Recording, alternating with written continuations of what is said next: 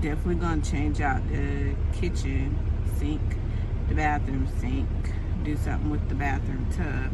But before we do all of that, like I said, I'm gonna try to fix, we're gonna try to fix that leak, find out where it's coming from. So, off to Harbor Freight. Yay. So you get medium? It look like that's all they got. I don't see small. Get some gloves. That's it?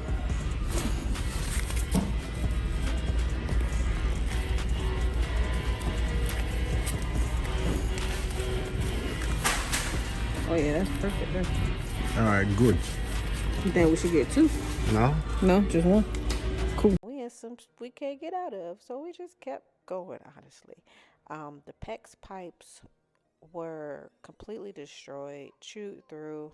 At this point, we're deciding to just continue to renovate. We are removing everything because it seems like the more we took out, the more we found. So you'll just see we just take everything out, including the tub eventually. So